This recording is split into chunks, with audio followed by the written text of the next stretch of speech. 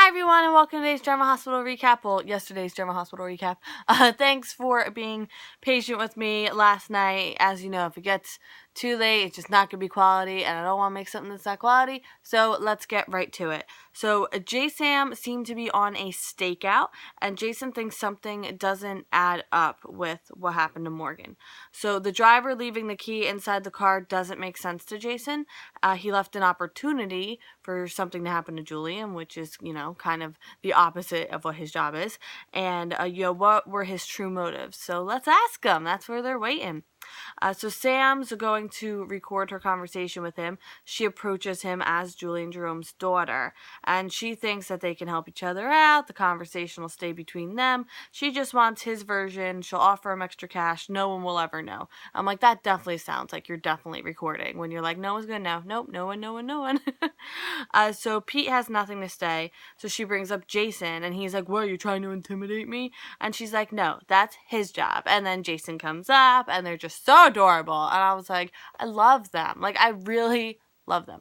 So Pete doesn't want Sam to leave him alone with Jason Morgan, but too bad he had his chance with her. And Pete's reconsidered, and you know what? You don't even have to pay me anything. I'll just tell you everything. So Jason asks what happened that night. At the Metro Court, Kiki spends her break with Ava. Ava's checking in with her. Kiki's not sure she'll be welcome at the funeral, and she says she did what Carly asked her not to do, and Ava tries to reassure her, but Kiki won't have it.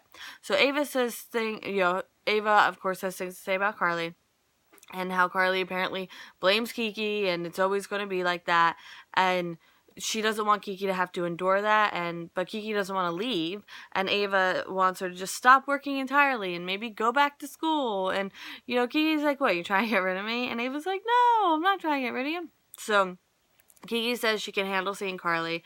She's worried about Morgan too, and everything. Well, Ava's worried about Morgan too, because everything seems to remind Kiki of him. So Ava says, look, it's not your fault. Like, you and Kiki's like, and I should have done more. I should have known. I should have done more. And, I made things worse. And Ava says that she's not responsible. And Kiki's like, well, who is? And Ava knows exactly who's responsible. Who do you think it is, huh? So Ava says Morgan was rational at the time. He took a car. He was able to drive. He wasn't manic. So it was Sonny's fault because the bomb killed him. And, Morgan would have been taken to the hospital or this, that, and the other thing. But because of Sonny, he died. And I feel like she's talking more to herself when she's, like, being so, rah about this. So Ava tries to timeline and rationalize everything and put it all on Sonny. And the only person to blame is Sonny. And Kiki asks who she's trying to convince, her or herself. And I was like, that's exactly what I was thinking. Sometimes me and Kiki, just like, same brainwaves. So Kiki isn't leaving Port Charles, and everyone who hurt Morgan is going to have to face it. At Carly's office, Nell is dropping off Morgan's acceptance letter, and she thinks she found Morgan's journal. So Carly doesn't think Morgan was the journaling type, but lo and behold, it's his journal. She thought it might be maybe coffee shop ideas, but Nell read the first page, and it's in Morgan's handwriting, and he started it while he was in Freeman.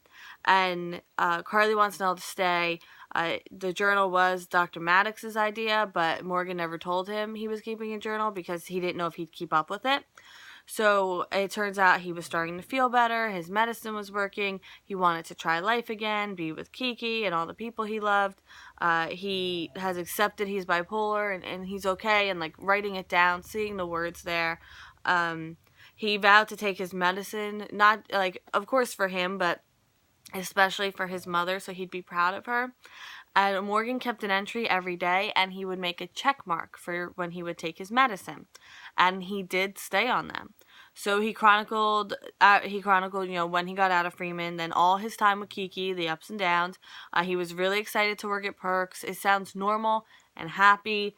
And, there's some, he talks about the guy who was harassing Kiki, but he kept his cool. Even though, like, of course, yeah, he blew up a little, but he stepped back and handled it like an adult.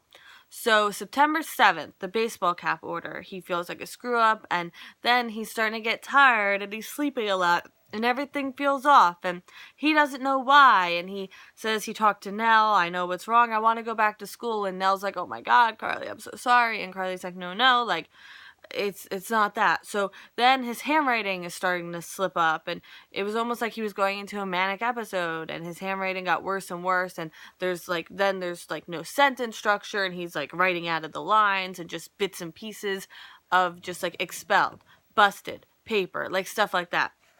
At the PCPD, the Curtis and Jordan meeting, this goes just about as well as you think it does. So Jordan does know Valerie turned Curtis in, and she's going to make him face the consequences. So he explains what happened. She doesn't care. And he wants her to leave Valerie out of it. And Jordan's like, well, her career was probably over or tarnished at the very least. So Jordan has decided she's not going to punish Valerie. She decided that on her own, though, not because of Curtis. And he doesn't want, and she also doesn't want TJ's uncle behind bars because of how it would affect TJ. And she knows Curtis is the root of this because he uses people and he's dishonest. So her words, not mine. So he thinks she's being cold, and she says he has no ethics, and he brings up her personal indiscretions, and he says he won't leave Port Charles.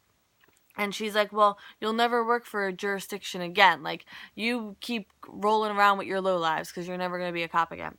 At Anna's place, Anna checks out the social services situation. Turns out she knows the caseworker, and they're going to hold off until the morning. Griffin is going to leave the priesthood for good. He feels he's been called to another life, and it's going to be hard, but this whole thing is assigned to him.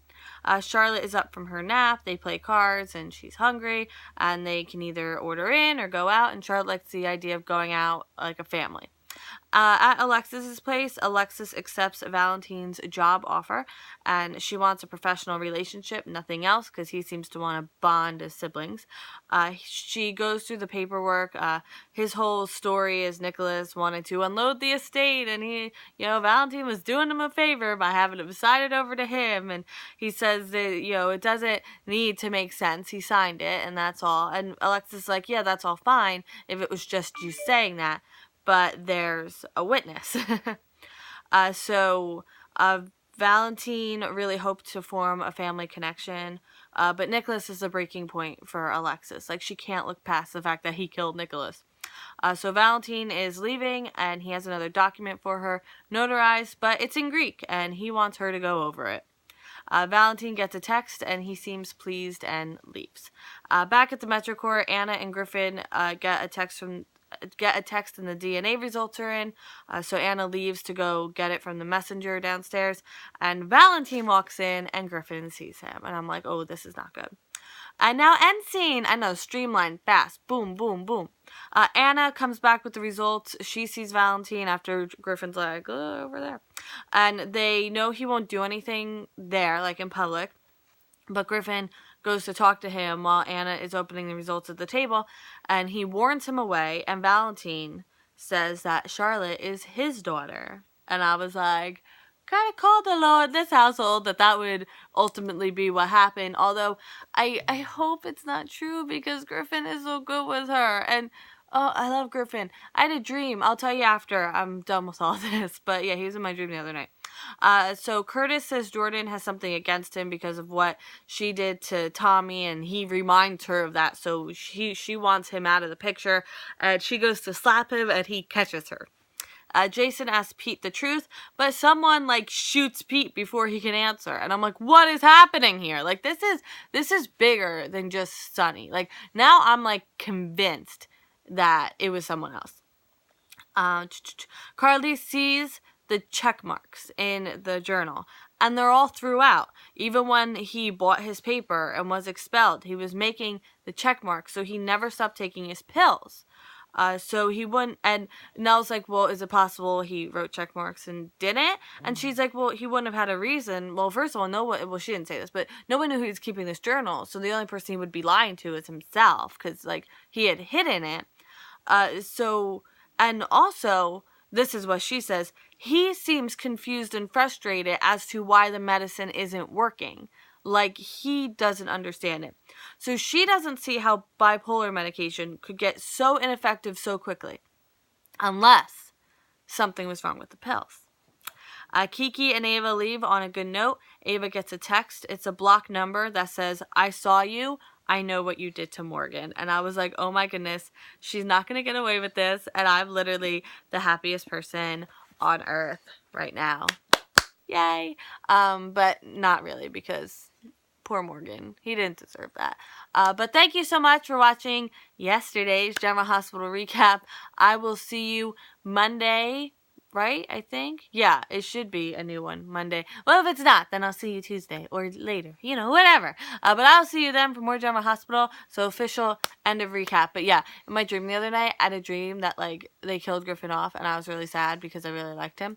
And that was pretty much the extent of it. That was it. That was the whole dream.